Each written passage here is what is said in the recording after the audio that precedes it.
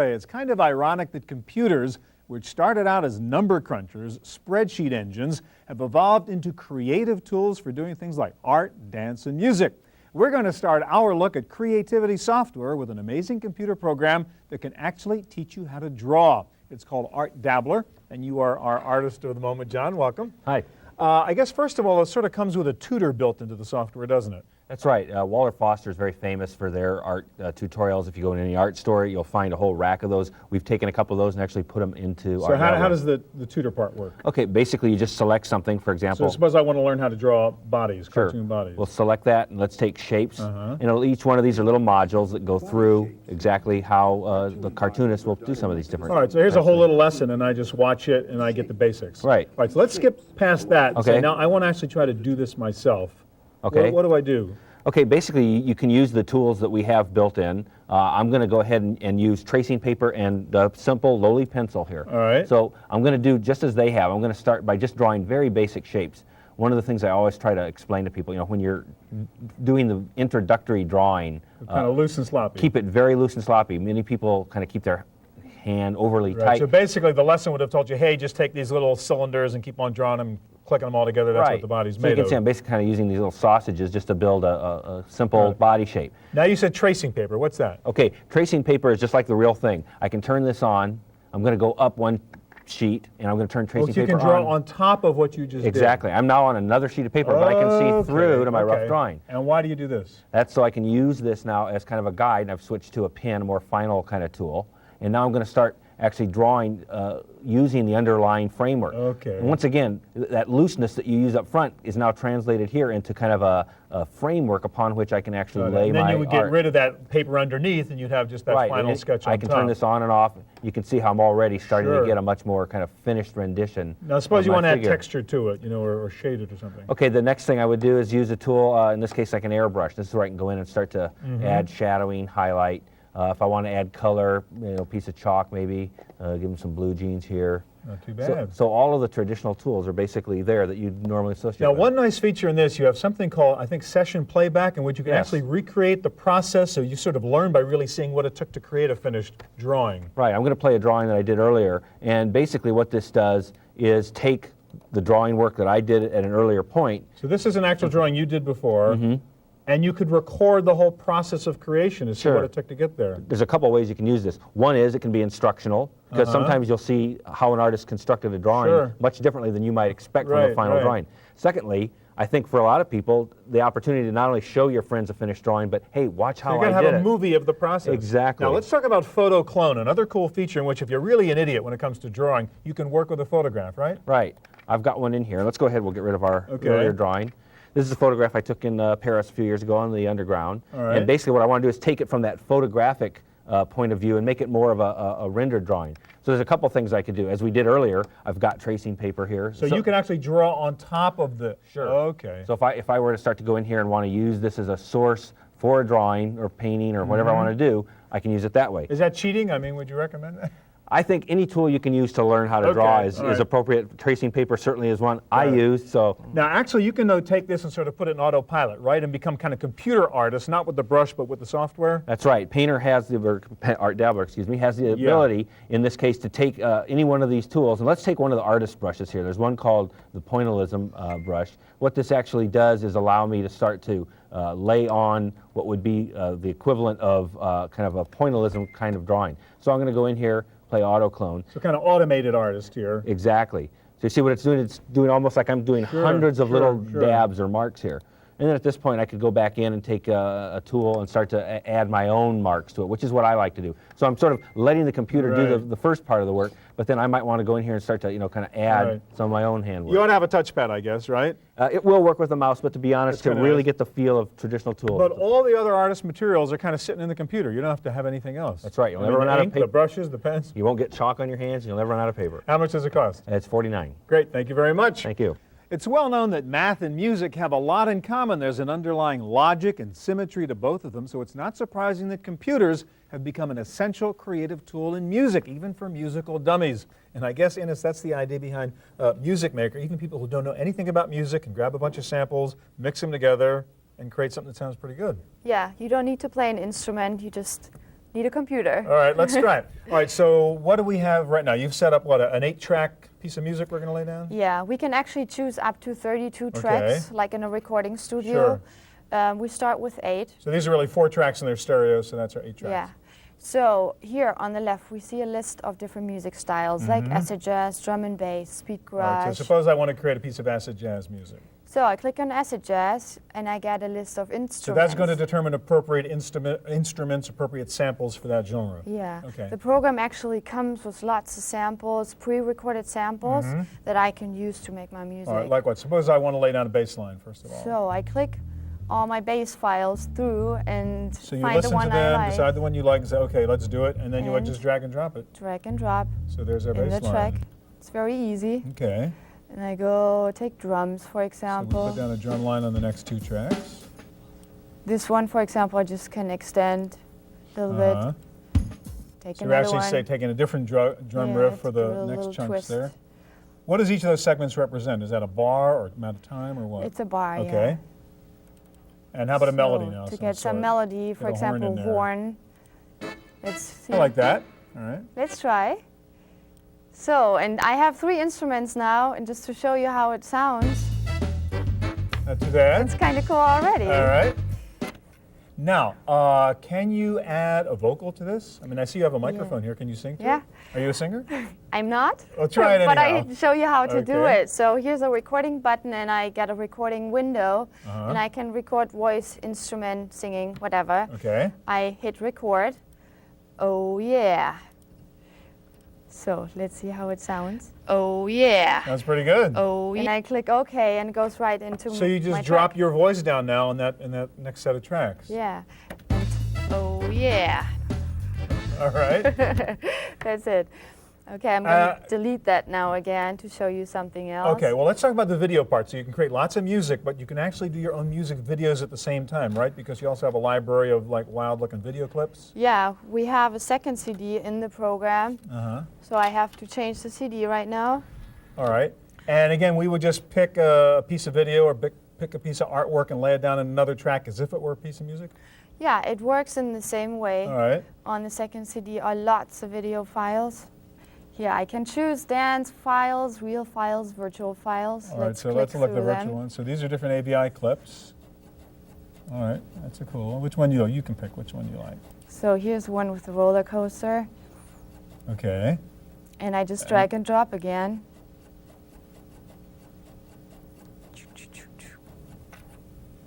Okay. And then I play it back together.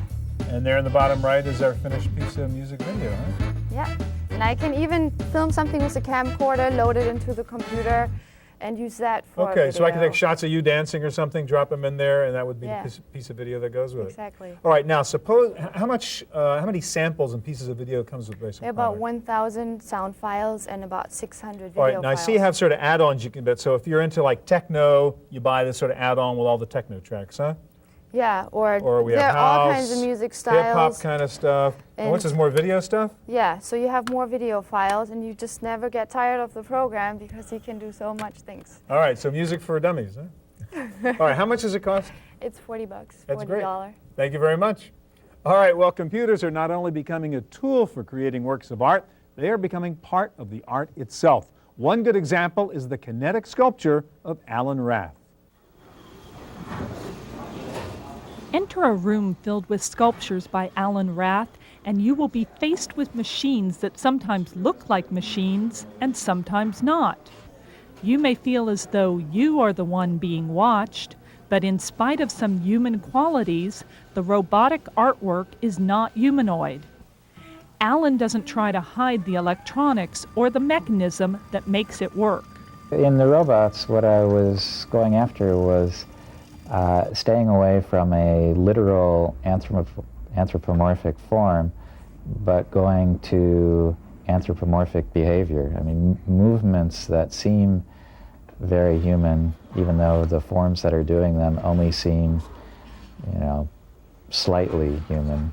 But I wanted to get that subtlety of movement, and that interaction is the most important thing. The interaction between the parts is what suggests the back and forth between humans.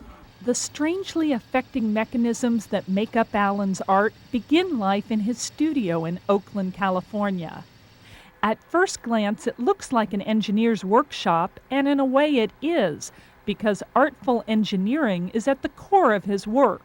There's just a whole lot of different systems that need to simultaneously come together in, say, a large mechanical piece where there's power conversion, electrical power conversion types of things, and then there's communications, and there's, you know, the network part, there's the computer part, all the software, there's the motor driver parts. So there's these different circuit blocks, circuit elements that need to be done. Technology is both the means and the subject of Alan's work. To Alan, a circuit has its own kind of beauty. It reminds me of setting up tracks to roll marbles down. You're just trying to get these electrons all to go in the right place at the right time, but you have millions of them and you're trying to do it in millionths of a second accuracy. And so there's just the fun of getting all those electrons to go in the right place. And then you want to do something, you know, but that circuit has to do something useful to enable the sculpture to exist and do whatever it does. Alan's favorite sculpture of this century is NASA's lunar lander, and he also admires satellites. While the concept of a beautiful machine may bend some people's idea of art, Alan is confident of his goals. You know, I'm trying to make machines that are themselves. You know, I'm not using the machine to make a static object at the end and present that as the residue of my process. The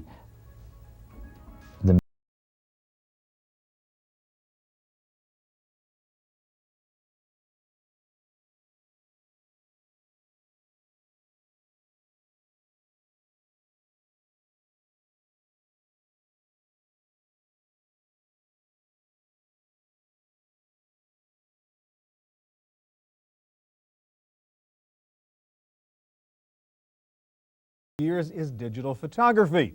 But taking the pictures is only part of the creative process. It's what you do with the photos afterwards that can turn your work into art. And I guess that's why you get something like PhotoDeluxe from Adobe. That's right. All right, so we get all these digital photos, and most of us aren't professional photographers, and we want to make them better. Right. So how do you do that with something like PhotoDeluxe? Well, let's see. The first thing we want to do is bring our photo into the computer, and we help you do that with PhotoDeluxe. You see here, I've set up a gallery. We also help you organize your photos in PhotoDeluxe. Okay. So I have a gallery here of my most recent vacation photos. So we just drag in a picture. You just drag and drop. It's as easy as that. And immediately we see some problems. Yes, So absolutely. first thing is to fix problems, I guess. That's right. So you'll see we've got lots of quick fixes you can do in this panel here. All right, we got the red eye. I see that We've right got away. red eye. The first thing we'll want to do, though, is just do an overall touch-up of the photo. So What I'm does that applying an mean? instant fix. What it does is looks for the colors in the photo and makes them more vibrant. Okay, general cleanup job. General okay. cleanup. But now I want to get rid of those red dots in the poor kid's eyes. That's right. Dylan is notorious for red eye. So the first thing we want to do is just drag a rectangle around Dylan's And eyes. say, hey, in that section, get rid of the red dots. That's right, and you'll see in just 2 steps, it removes the red Oh, eye, much keeping all the better. natural highlights in the eye.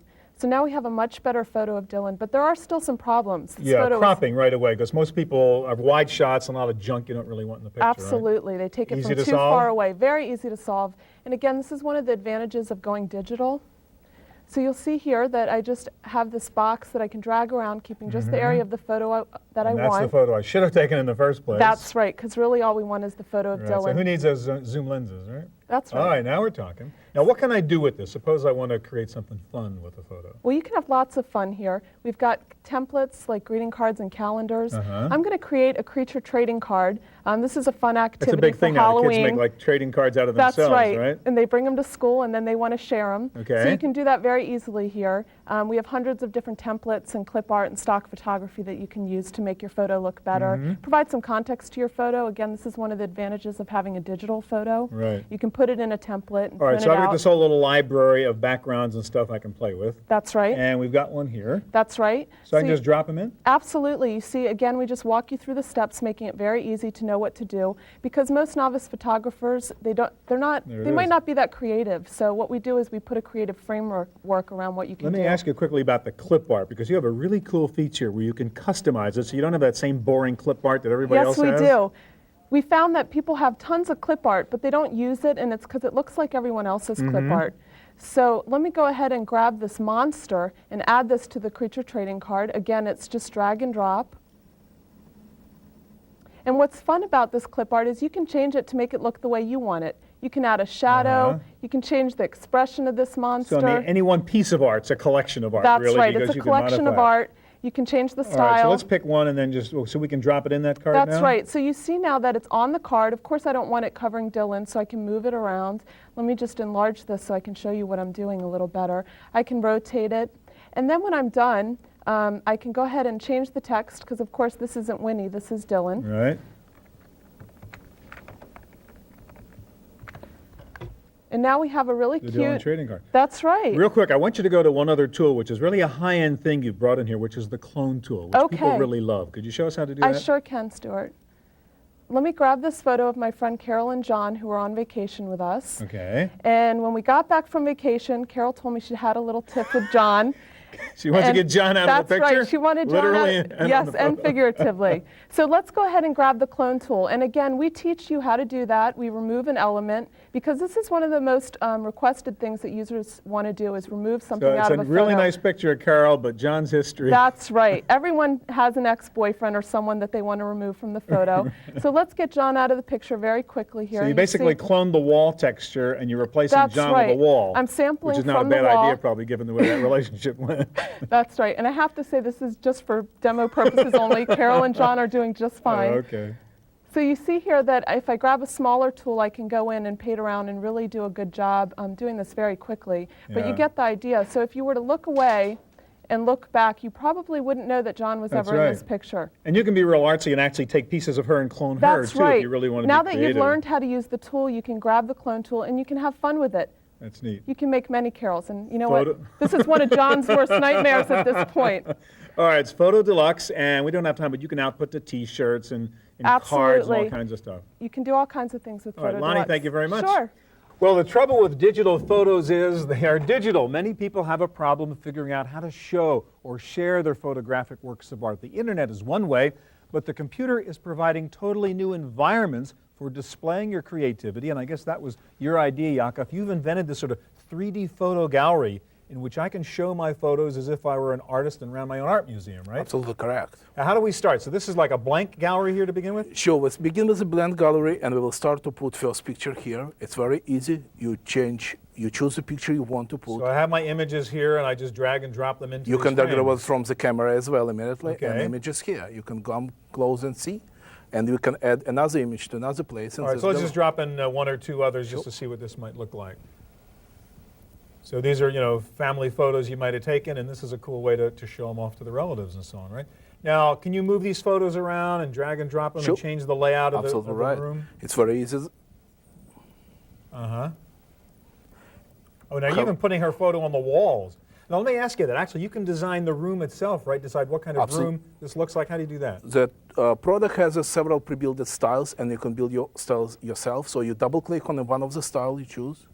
It's applied, and you can apply it to all the room or only one so of you them. can pick a style for the particular museum or gallery you're putting together. And absolutely, if you want to design your own style, you can save it just Got it. as is. Let's walk into the next room for a minute and start again. Now, suppose in this room I take pictures of flowers. I'm big on flowers. I want to create a flower exhibit in this room. You choose several of them together, and you put it all immediately on the So I wall. can just grab a bunch of pictures at Right. once, and the program automatically scatters them around inside this particular room, and it's now the flower room.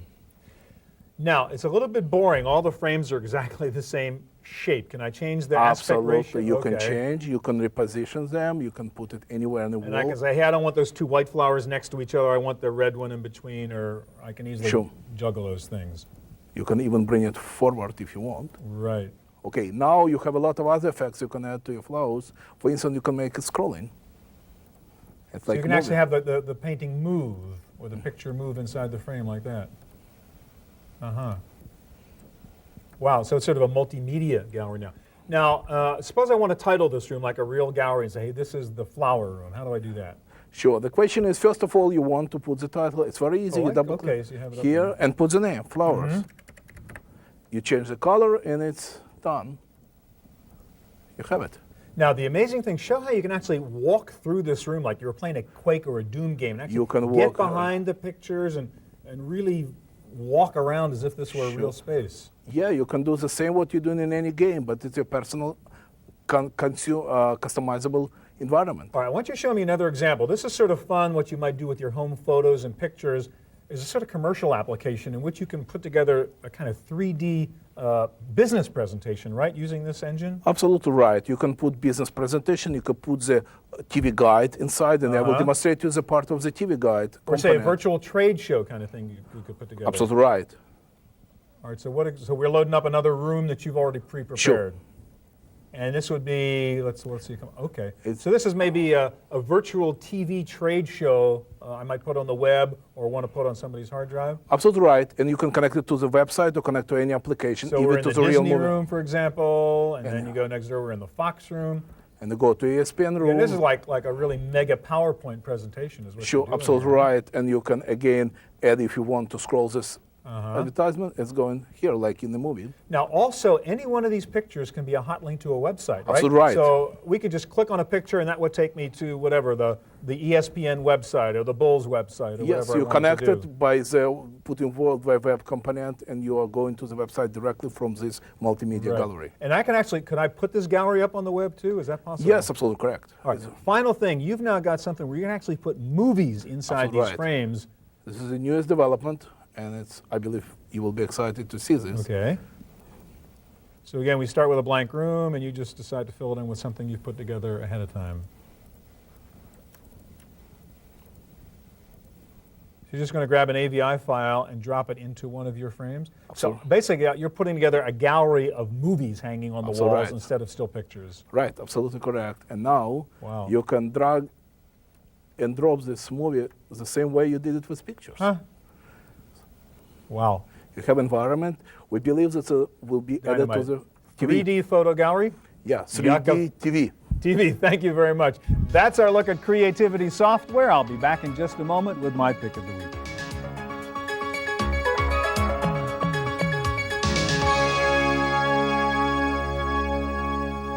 Now for my pick of the week. We covered several creative endeavors in this program, but there are two other areas where you can have a lot of fun and get a lot of help from some excellent software. Let's start with dance in a program called Dance Studio. This is just a fun program that lets you create a dance video. You pick the music style, choose a dancer, pick a setting, do the lighting design, even pick the camera angles for your video, and then you actually tell your dancer what steps to do. Your keyboard turns into a command center for directing the choreography.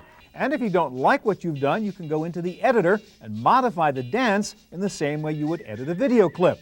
Dance Studio also comes bundled with Mixman, so you can even do an original mix of the music for your video. The other program I wanted to mention is a fascinating word processor for writers called Writer's Blocks. What this program does is help you organize your ideas, whether for a screenplay or for a speech, by putting separate thoughts or story ideas into separate blocks. The software then lets you manipulate the blocks to organize your story in the most effective or dramatic way. It's kind of like having piles of index cards on your desk, only with Writer's Blocks, you can do it all inside your word processor and automatically save the story sequence that you like. So that was Dance Studio from Meta Creations and Writer's Blocks from Ashley Software.